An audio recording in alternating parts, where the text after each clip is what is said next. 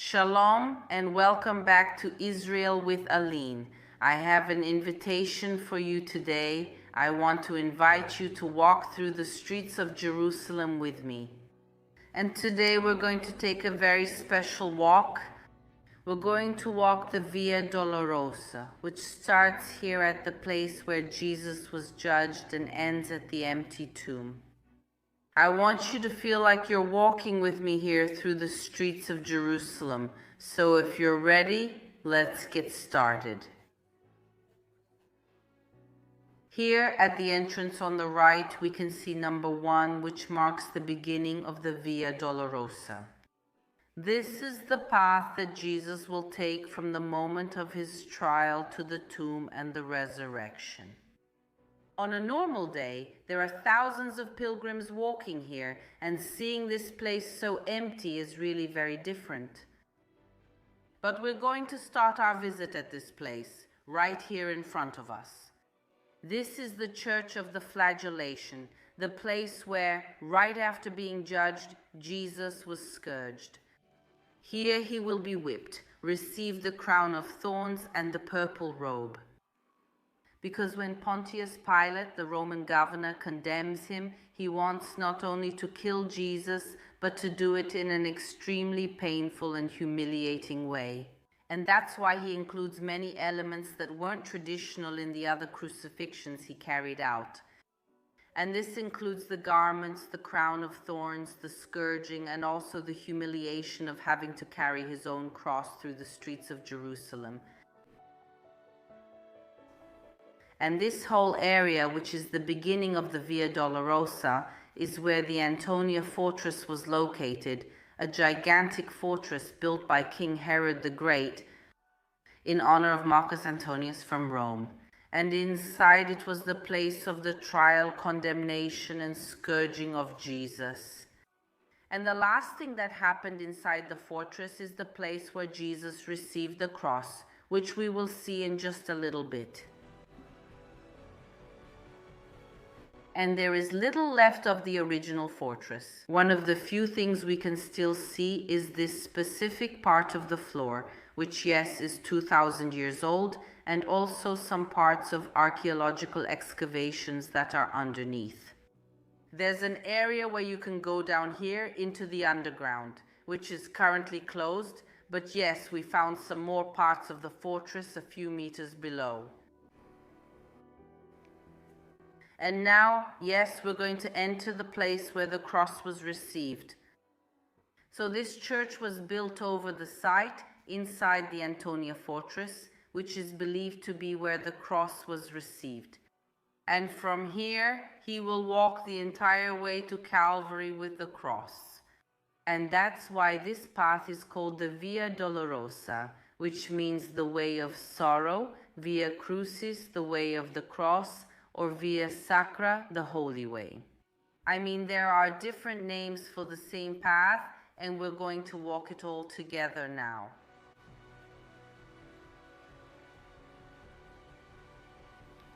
The path is about 1 kilometer long, but more than the distance, it's really about the elevation. Most of the path is a steep climb between this place and Calvary. So, our idea with this walk is also to make you feel like you're walking through the streets of Jerusalem, to let you hear a bit of the street noise, and to see what the city looks like today. And to be able to complete this path that is so meaningful to so many people around the world.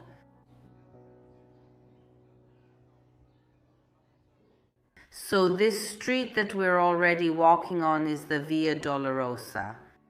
But it's important for us to remember that the city of Jerusalem has been destroyed and rebuilt many times. So, not everything we're seeing now, or rather, most of the things we're seeing now, aren't original from the time of Jesus, but are later reconstructions. That's why what we are actually doing is following the path. Another difference is that nowadays, the old city of Jerusalem is divided into 4 quarters: the Christian, the Muslim, the Armenian, and the Jewish. And precisely the Via Dolorosa, which is a Christian path, is inside the Muslim quarter. Why? Well, because at that time, these divisions didn't exist. The whole city was a Jewish city. And also because among the neighborhoods, there is indeed some overlap. We're walking in the Muslim quarter on a Christian path, but if, for example, we look here to our right, we can indeed see a church. And this shows us the overlap among the quarters. Just as there are mosques in the Jewish quarter, there are churches and important Christian sites in the Muslim quarter and so on. I mean, there is some overlap among the quarters.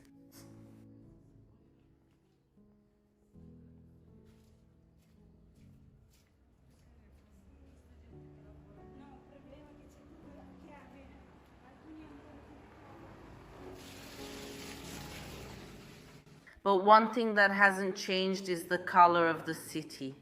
From that time until today, in Jerusalem, buildings are made of stone. And the local stone has this color, so that sometimes with the sun it looks a little golden. This stone is limestone, and it gives the city its color even today.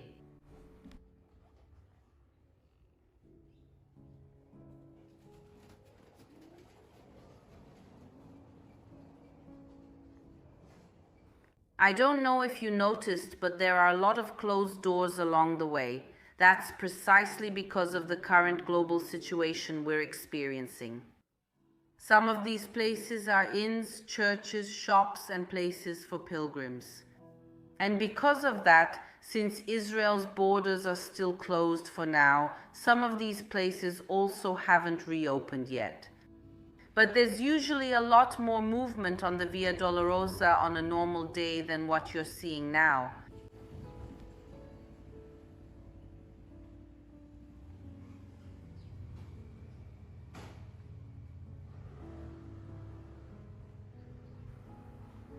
Just so you can also see where we are, look here on the corner at the street name. This is the street sign, which is written at the top in Hebrew, in the middle in Arabic, and at the bottom in English, which in this case is the same as in Portuguese. Via Dolorosa. We really are on the path of the Via Dolorosa.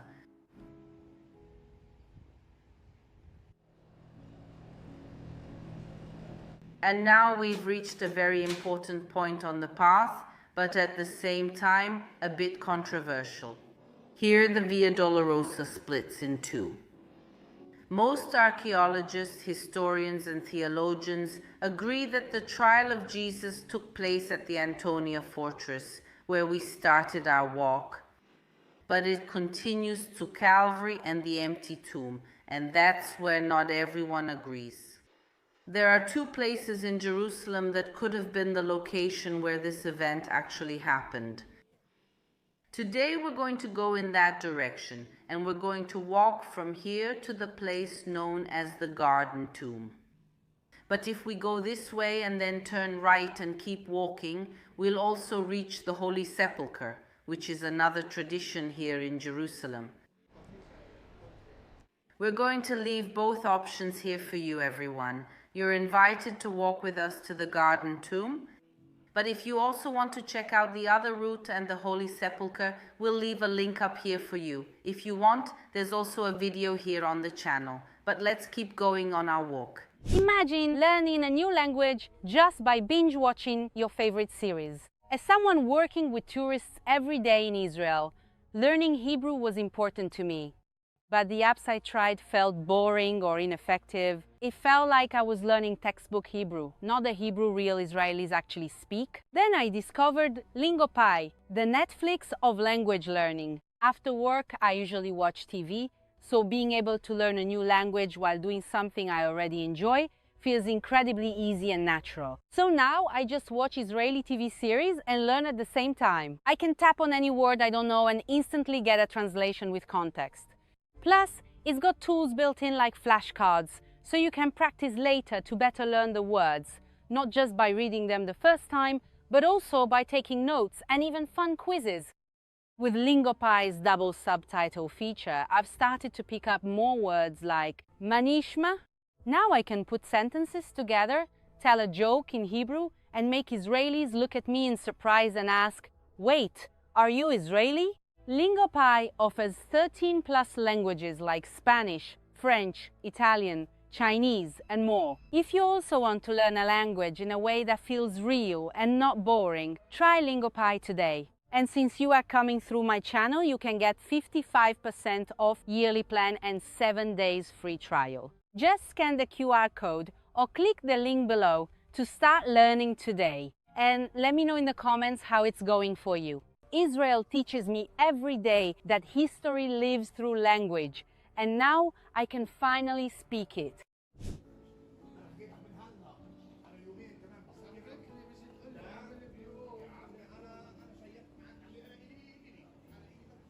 Whenever I walk the Via Dolorosa with pilgrims, people are always surprised to see so many shops. This area we're walking through has a lot of shops, mostly local businesses. The Arab population comes here to buy all sorts of things, as you can see, but I want to remind you that it was exactly like this in the time of Jesus. Pontius Pilate, the Roman governor, didn't prepare a special path for Jesus to walk. And yes, he forces Jesus to walk through the streets of Jerusalem, in front of the markets, in front of the schools, in front of the centers, full of people, so that as many people as possible would see his humiliation.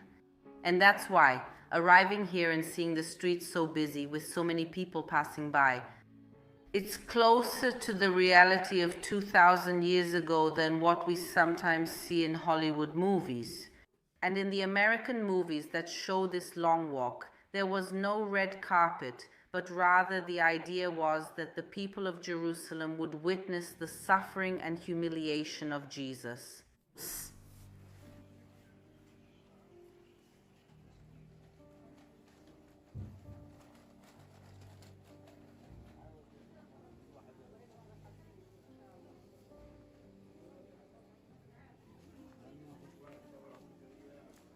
And I don't know if you can see it in the video, but the street is constantly sloping.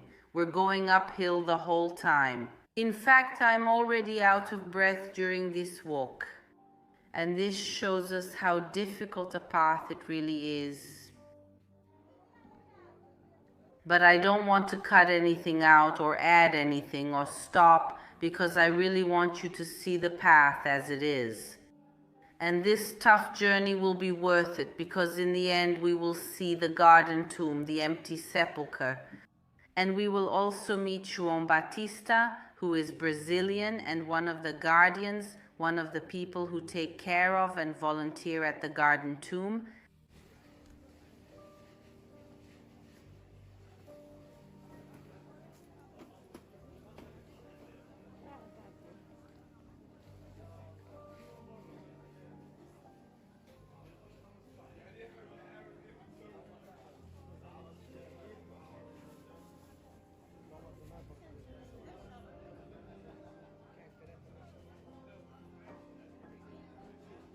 And in the background we can already see an arch. That's the city wall, and this is the Damascus Gate, one of the 8 gates of the old city of Jerusalem.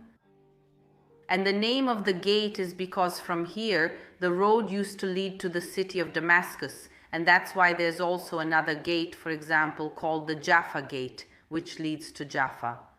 We call this gate the Damascus Gate in Portuguese, but in Hebrew the name is Shar Shechem, the Shechem Gate. Because from here there is also a road that goes to the biblical city of Shechem, where Joseph of Egypt is buried and where Jesus meets the Samaritan woman.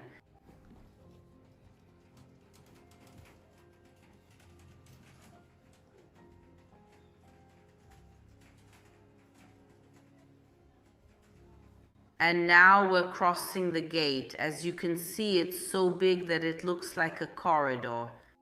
But we have to go outside the walls, because as we remember, the crucifixion of Jesus, as well as other crucifixions at the time, were carried out outside the walls.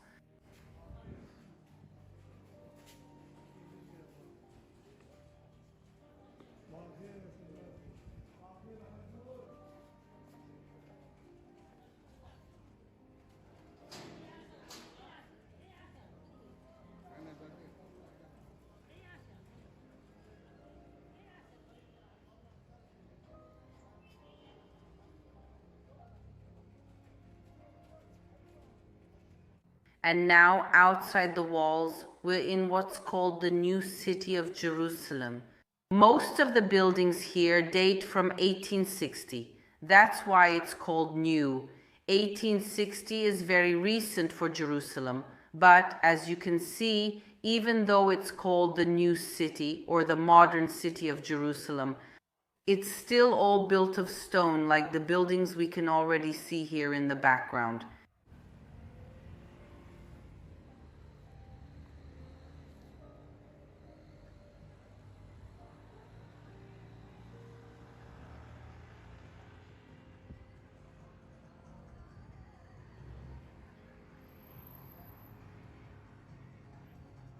And now with this staircase we just passed, we've finished the climbs. From now on we'll just be walking on flat ground.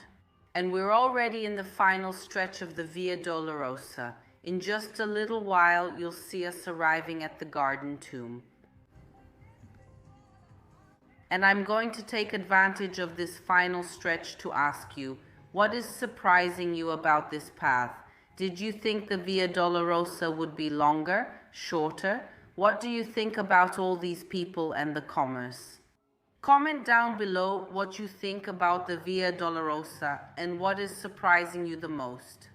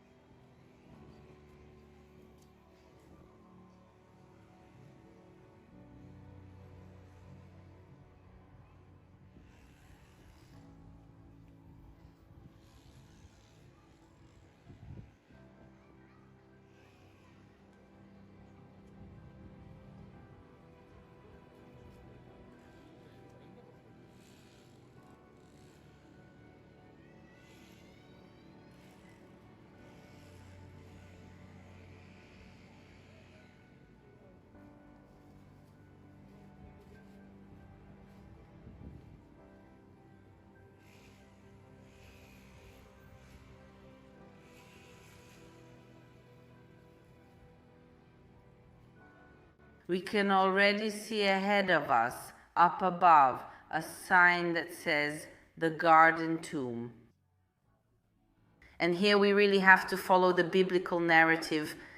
Jesus is going to be crucified next to a garden and orchard that belonged to a man named Joseph of Arimathea. And inside this garden, he had a new tomb carved into the rock. And he is going to give this tomb so that Jesus could be buried in it. So we'll see it in just a minute. This complex, where on one side is Calvary and on the other we have a beautiful and wonderful garden. And inside this garden, the empty tomb carved into the rock.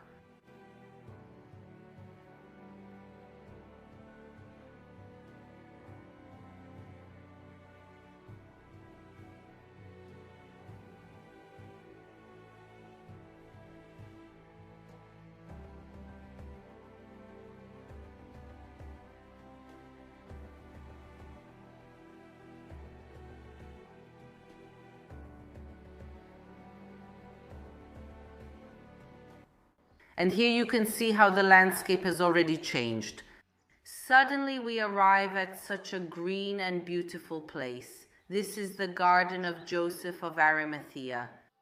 When the Bible refers to a garden, it's usually not a garden like we imagine, with flowers and decorative plants. Instead, it was an orchard. It was an agricultural area. And even today, the people who maintain the garden preserve this place with many of the trees. Fruit trees. So most of the plants you're seeing here are fruit trees. As you can see, the passage in front of us is closed. Why? Because they are doing construction work to improve access for the pilgrims who come here. And right behind that construction, that stone you see in the back, that's Calvary. We can't get to it right now. but I'll leave a photo here for you so you can see what it looks like, and also above a link to a video we made here in the garden before the start of this construction, where you'll be able to see Calvary up close, how it really looks. But at this moment, let's keep walking through the garden, or rather the orchard of Joseph of Arimathea, towards the empty tomb.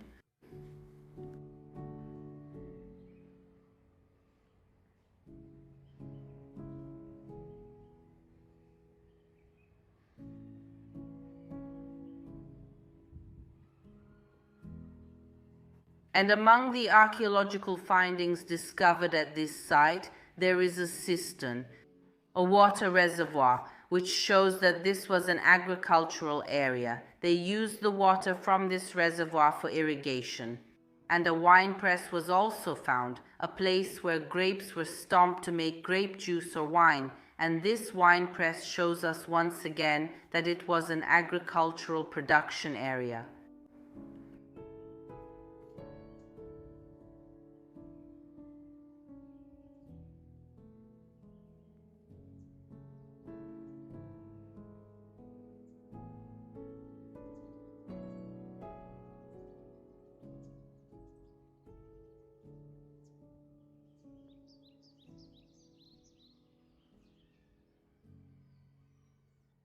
And here we can already see the entrance to the tomb carved into the rock.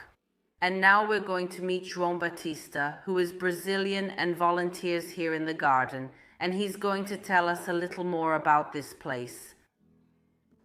Shalom from the Garden Tomb. Well, folks, many of you already know me here at the Garden Tomb, and others have never had the opportunity to come here to the Garden Tomb yet. This is a very special place.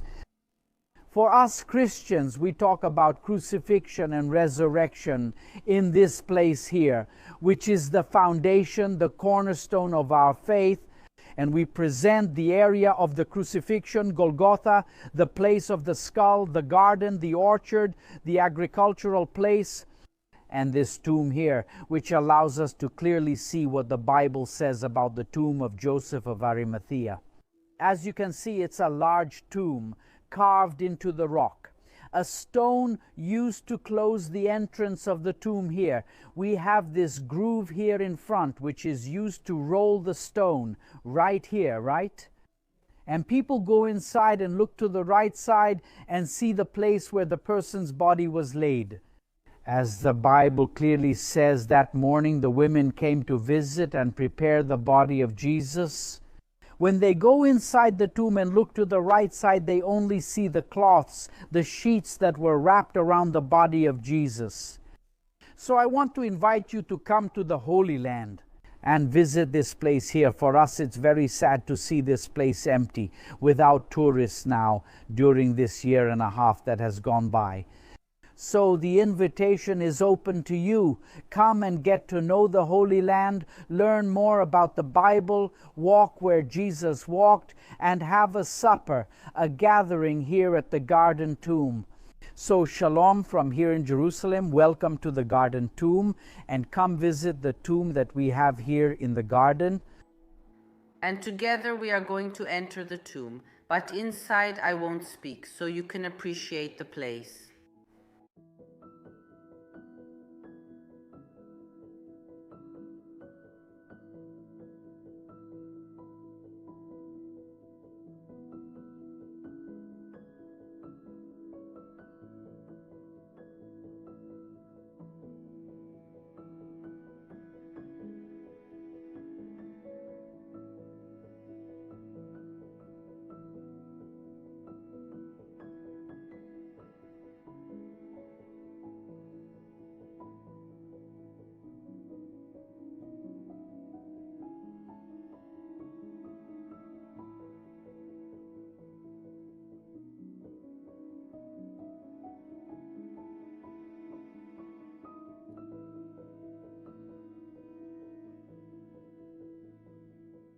I hope you enjoyed the feeling of walking here in the streets of Jerusalem and getting to know places that literally changed the history of humanity.